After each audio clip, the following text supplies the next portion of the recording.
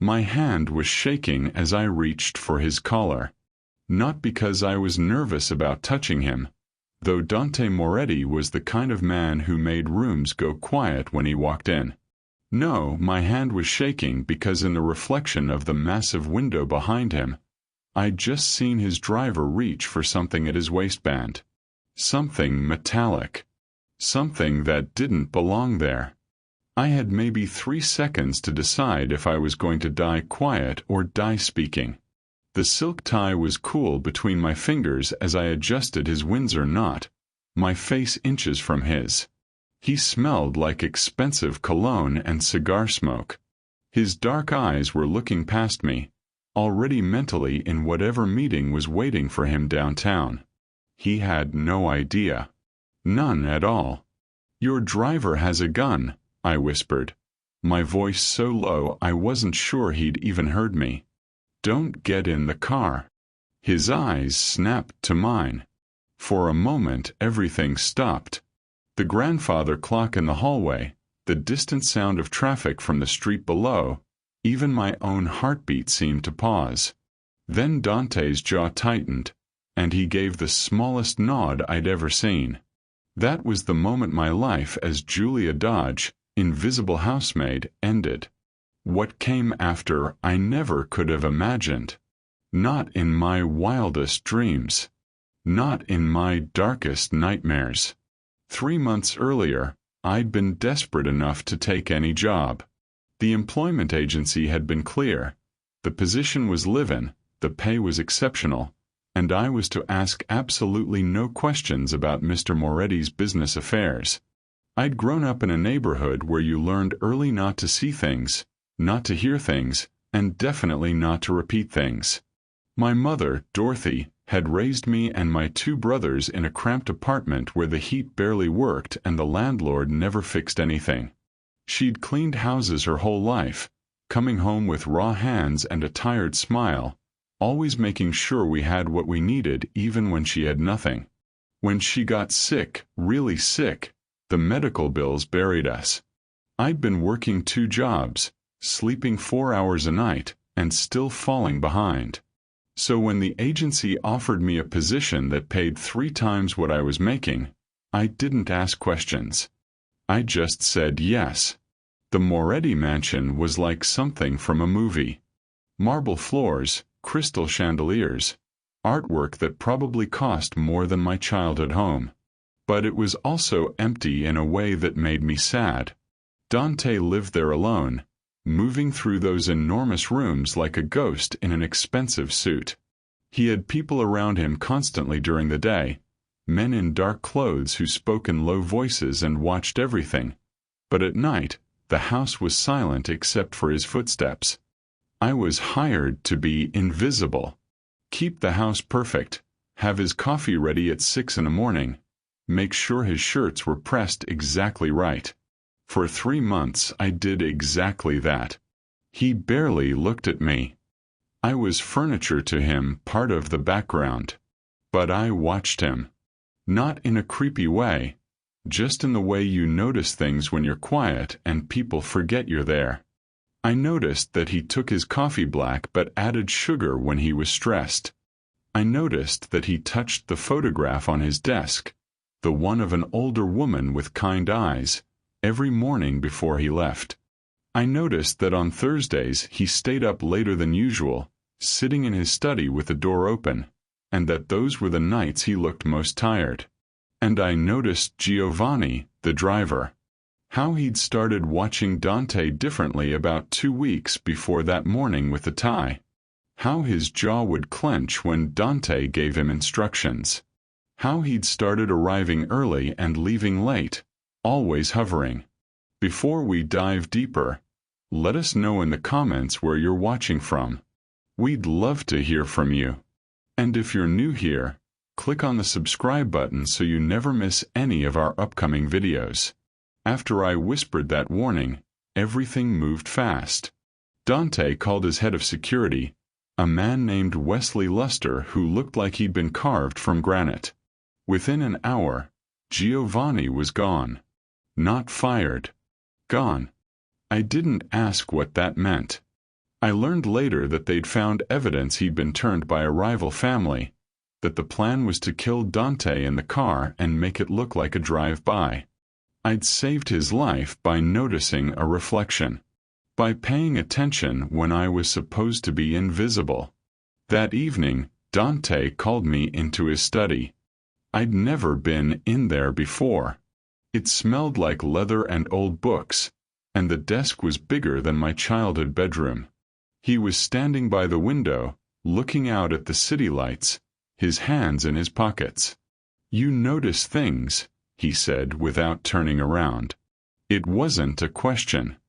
"I try to, sir," I said, my voice steady even though my heart was hammering. "Why didn't you just stay quiet? Safer for you that way." I thought about that. About my mom, working herself to death in silence. About all the times I'd kept my head down and my mouth shut. About how that had never actually kept me safe, just small. "Because I couldn't," I said finally. "I couldn't watch you walk into that and say nothing." He turned then, and for the first time he really looked at me. Not through me, not past me. At me. "What's your full name?" he asked. "Julia Jean Dodge, sir." "How old are you, Julia?" 28. "You have family?" 2 brothers. "My mother passed last year." He nodded slowly, like he was making some kind of calculation in his head. "You're wasted as a maid," he said. "I need someone I can trust. Someone who sees things. Someone smart enough to keep their mouth shut when it matters and brave enough to speak when it counts." "You interested?" I should have said no. Any sane person would have said no. But I thought about my tiny apartment, about the bills still piling up, about spending the rest of my life invisible and small. "What would the job be?" I asked. "My assistant. You'd handle my schedule, screen my calls, be present at certain meetings. You'd see everything. All of it. And you'd never repeat a word. And if I say no..." His mouth twitched in something that might have been a smile. "Then you stay on as my maid, and we never speak of this again. Your choice, Julia. Always your choice." I took the job. Within a week, the maid's uniform was gone, replaced by tailored dresses and good shoes. Dante's world was brutal and beautiful in equal measure. I sat in on meetings where men discussed things that made my blood run cold, all in the same tone you'd use to discuss the weather. I watched Dante negotiate deals, end disputes, make decisions that affected hundreds of lives. And I watched him be unexpectedly kind. He paid for Wesley's daughter's surgery without being asked. He made sure the older woman who ran the flower shop on the corner had protection when a gang tried to shake her down. He remembered people's names, their families, their problems. He was complicated in ways I hadn't expected. I was good at the job. Better than good. I'd spent my whole life reading rooms, knowing when to speak and when to disappear. I caught things others missed. A contract clause that didn't add up. A supplier who was padding numbers. A meeting that was scheduled at a weird time with people who didn't usually work together. "You have instincts," Dante told me one night, 3 months into my new position. We were in his study going over the books. "Can't teach that. Either you see patterns or you don't." "My mom always said I was nosy," I said, making a note about a discrepancy I'd found. He laughed, a real laugh, and I realized I'd never heard that sound from him before. "Your mom was smart. Nosy keeps you alive in this business." We started spending more time together. Not romantic, not at first. Just, he'd ask my opinion on things. We'd have dinner while working late, talking about everything and nothing. I learned he'd grown up poor too, that the woman in the photograph was his grandmother who'd raised him, that he'd built his empire from nothing because the alternative was staying nothing. I learned he was afraid of very few things, but losing control was one of them. That he valued loyalty above everything else because he'd been betrayed by everyone who mattered. I learned he had a scar on his left shoulder from a knife fight when he was 16, and that he still had nightmares about it sometimes. And he learned about me. About my mom, about growing up hungry but loved, about my brothers who I hadn't seen in years because they'd made different choices, harder choices. About how I'd always felt like I was watching life happen to other people, never participating, never taking up space. "You take up space now," he said one night, his eyes serious. "You know that, right? You matter here." I wanted to believe him. God, I wanted to believe him. 6 months in, things changed. I can't point to an exact moment, but somewhere between the late-night strategy sessions and the early morning coffee conversations, something shifted. The way he looked at me lasted a second longer. The way my breath caught when he walked into a room. The way we both found excuses to stay late, to keep talking, to not be apart. It was dangerous and stupid, and I knew it. You don't fall for your boss. You definitely don't fall for your boss when your boss is Dante Moretti. But the heart doesn't care about smart. It just wants what it wants. We were in the car, heading back from a meeting downtown, when it finally broke open between us. There'd been tension in the meeting, threats made in polite language, and Dante's jaw had been tight the whole drive back. "You okay?" I asked quietly. The driver, a new guy named Donald Gordon who'd been thoroughly vetted, couldn't hear us through the partition. "Just tired of the games," Dante said, rubbing his face. "Tired of always watching my back. Tired of not trusting anyone." "You trust Wesley," I offered. "I trust Wesley with my life. But I don't talk to Wesley." "Not really." He looked at me then, something raw in his expression. "You're different, Julia. You make things feel less heavy. Does that make sense?" My heart was hammering. "Yeah," I whispered. "It makes sense." His hand found mine on the seat between us. Large, warm, slightly rough. "This is a bad idea," he said, but he didn't let go. "Terrible idea," I agreed, but I turned my hand palm up, lacing our fingers together. "I don't want to ruin this. What we have. Your place in my life." "Then don't," I said, trying to sound braver than I felt. "Don't make it complicated. Just let it be what it is." What it was everything. We tried to keep it quiet, professional in front of others. But everyone knew anyway. You can't hide that kind of thing, not really. The way we moved around each other, the way we communicated without words, the way everything felt lighter when we were together. Wesley pulled me aside one morning. "You're good for him," he said without preamble. "He's been different since you came. More human." "I'm not trying to change him," I said carefully. "Don't. We need him the way he is. But he needs you the way you are. Just be careful, Julia. There are people who'll see you as a weakness, a way to get to him." "I can handle myself." His smile was grim. "I believe you. But it's not about handling yourself. It's about how far you're willing to let him go to keep you safe. Because there's no limit to that. And that's where the danger lives." I didn't understand what he meant. Not then. For 3 months it was good. Better than good. Dante was still Dante. His world was still dark and complicated, but we carved out something real in the middle of it. Quiet mornings with coffee. Late nights talking about nothing important.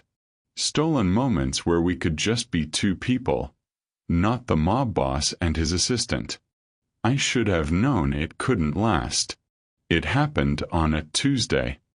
I was in the mansion's library, cross-referencing some financial documents Dante had asked me to look over.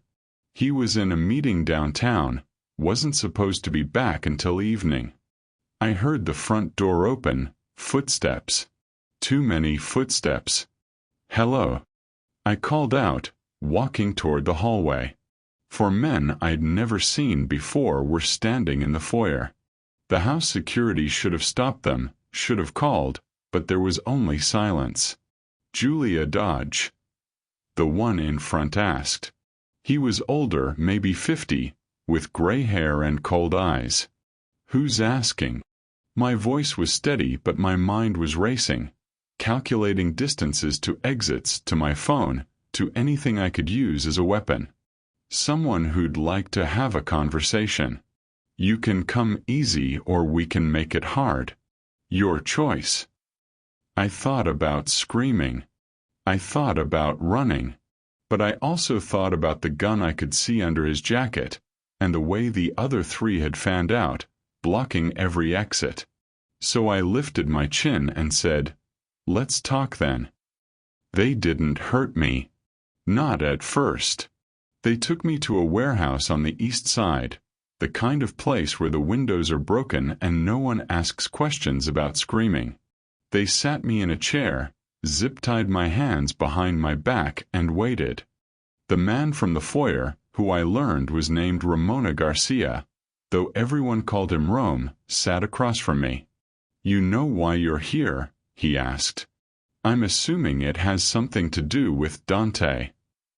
Smart girl. See, Dante Moretti has been a problem for my organization. A significant problem. And we've tried the direct approach. Didn't work. So now we're trying a different angle. My stomach dropped. If you think hurting me will make him back down, you don't know him at all. Rome's smile was thin. Oh, I'm counting on exactly the opposite. I know him very well. I know he'll do anything for the people he cares about. And I know he cares about you. So here's what's going to happen. We're going to call Dante. We're going to tell him that if he wants you back in one piece, he's going to give up 3 territories, 2 supply routes, and walk away from the Northside operation completely. He won't do it. He can't. His people depend on those operations. Then I guess we'll find out how much you're worth to him. They made the call on speaker. I heard Dante's voice, sharp and immediate. "Julia." "I'm okay," I said, trying to keep my voice level. "I'm sorry, Where is she?" Dante cut me off, his voice deadly calm. Rome gave the address. "You have 2 hours to decide. Bring me what I want, you get your girl back. Try anything cute, she disappears." "Understood." There was a long pause. "Understood," Dante said finally. "Let me talk to her." "You just did." "Dante," I started, but Rome ended the call. The next 90 minutes were the longest of my life. Rome and his men waited, relaxed and confident. I sat in that chair, my wrists aching from the zip ties, my mind racing. I thought about Dante walking away from everything he'd built. I thought about the people who depended on him, who'd be left vulnerable if he gave up that territory. I thought about Wesley's warning, about how there was no limit to what Dante would do. And I thought about my mom, who'd taught me that sometimes the bravest thing you can do is make the hard choice, the one that costs you. When Dante walked through that warehouse door, alone, hands raised to show he was unarmed, I wanted to scream. He looked at me first, his eyes scanning me for injuries, and I saw the relief when he found none. "Let her go," he said to Rome. "Give me what I want, you get what you want." Rome replied, "I need to see that she's unharmed first." Need to know what I'm negotiating for. Rome nodded to one of his men, who cut my zip ties. I stood on shaking legs, and Dante's expression tightened. "Come here, Julia," he said softly. I walked toward him, and when I got close enough, he pulled me behind him, his body between me and Rome's men. "She's fine. Now give me your decision." Dante reached into his jacket, slowly, and pulled out a folded paper. "The territories, the routes, all of it. Signed. You win, Rome." "Smart man," Rome said, taking the paper. That's when I moved. I'd been watching, paying attention the way I always did.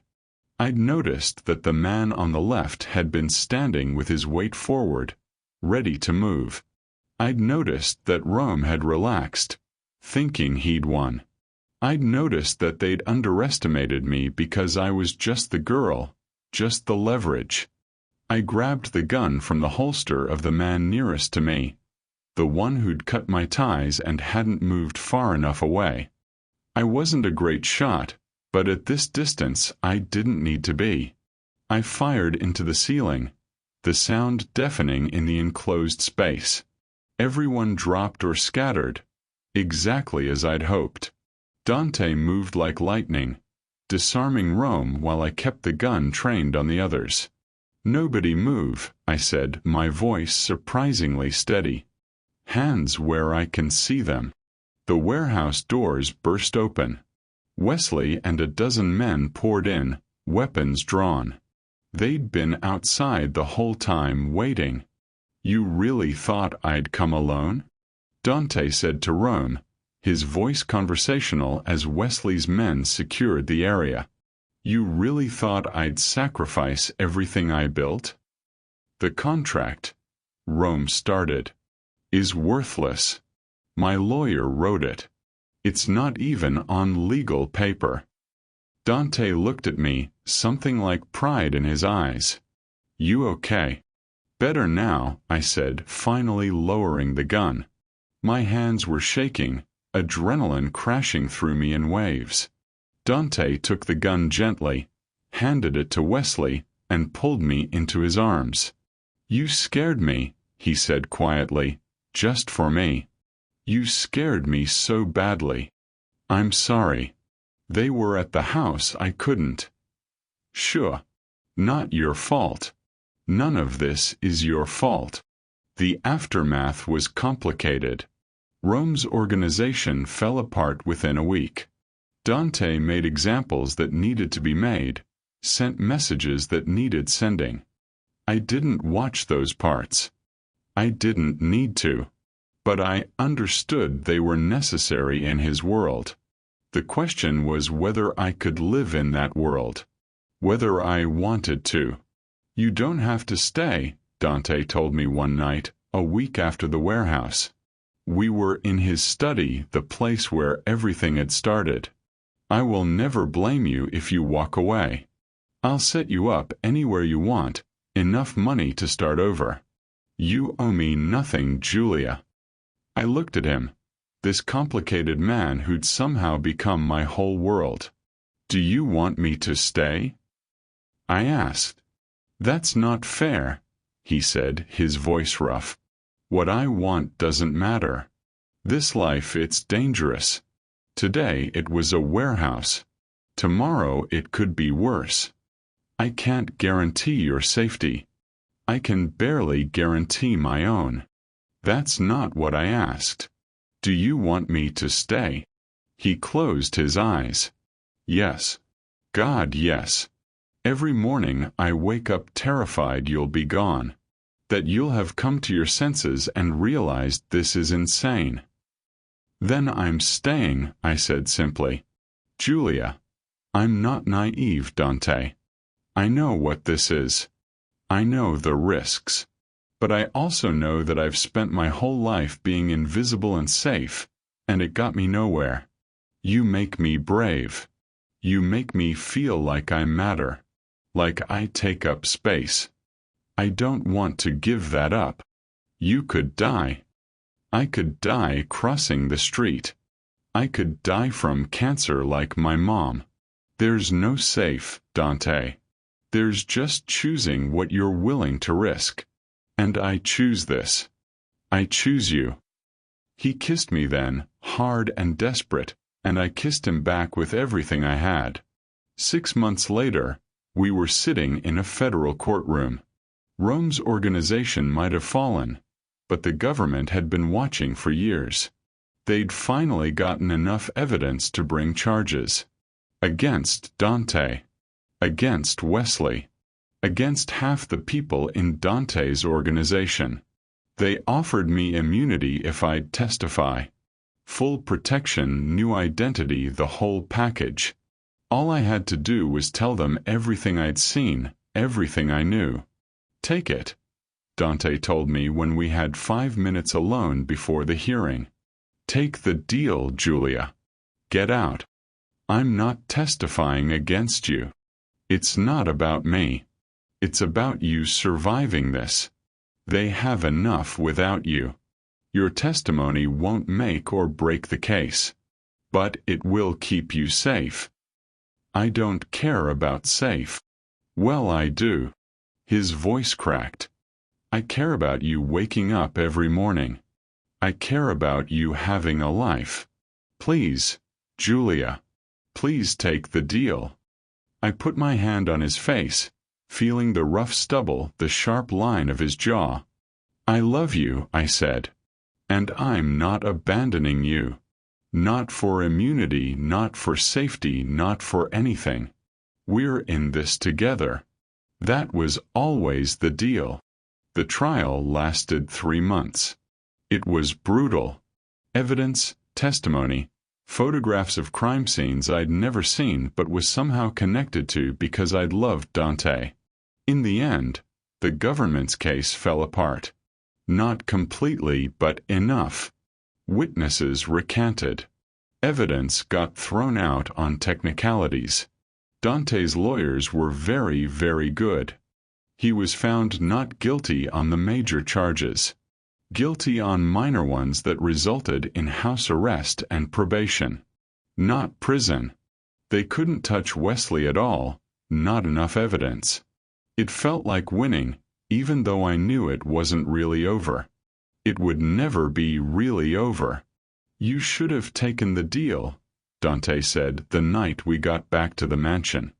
House arrest meant he couldn't leave, but I could. I could still walk away. Stop telling me what I should have done, I said, exhausted and relieved and still shaking from 3 months of stress. I made my choice.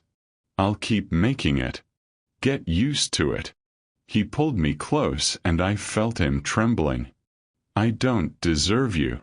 Probably not, I agreed. But you're stuck with me anyway. That was a year ago. Today, I woke up in the bedroom we share, sunlight streaming through the windows. Dante was already awake, sitting by the window with his coffee, watching the city wake up. His ankle monitor was visible, a reminder that his freedom had limits. But he was alive. We were alive. Morning, I said, walking over to him. He pulled me onto his lap, and I curled against his chest, fitting perfectly the way I always did. I have something to tell you, I said. His body tensed. Good something or bad something? Depends on how you feel about your house arrest lasting through the first year of our baby's life. The silence stretched so long I pulled back to look at him. His face had gone completely blank, the way it did when he was processing something huge. You're pregnant, he finally said, his voice barely above a whisper. 8 weeks. I found out yesterday. And you're happy about this? You want this. I thought about that. About bringing a child into this complicated, dangerous, beautiful life we'd built. About Dante as a father, about me as a mother. About breaking the cycle of invisibility and struggle that had defined my family. Yeah, I said, feeling the truth of it settle into my bones. I want this. I want everything with you. The good, the bad, the complicated. All of it. He kissed me then, soft and reverent, his hand moving to rest on my stomach where nothing was visible yet but everything was changing. "You're going to be an amazing mother," he said. "You're going to teach our kid to be brave and smart and to take up space in the world. And you're going to teach them loyalty and strategy and how to read people." God help this kid, he said, but he was smiling. The biggest smile I'd ever seen on him. They're going to be so loved. Yeah, I agreed, feeling the baby I couldn't yet feel, imagining the future I couldn't yet see. They really are. Looking back now, I sometimes can't believe how one whispered warning changed everything. How being brave for 3 seconds led to all of this. The danger, the love, the life I never imagined I'd have. People always ask me if I regret it. If I'd do it differently if I could go back. The answer is always no. Because here's what I learned. Safety is an illusion. Invisibility is a prison. And sometimes the most dangerous thing you can do is exactly what saves you. I was a maid who noticed a reflection in a window, who chose to speak instead of stay silent. And that choice made me a queen. Not the kind with a crown, but the kind who rules her own life, who takes up space, who loves fiercely and without apology. Would you have whispered that warning? Would you have stayed? Would you have chosen love over safety? Think about that. Because life doesn't usually give you time to decide. It just gives you a moment, a choice, and the courage to live with what comes after. I chose Dante Moretti. And I'd choose him again. Every single time.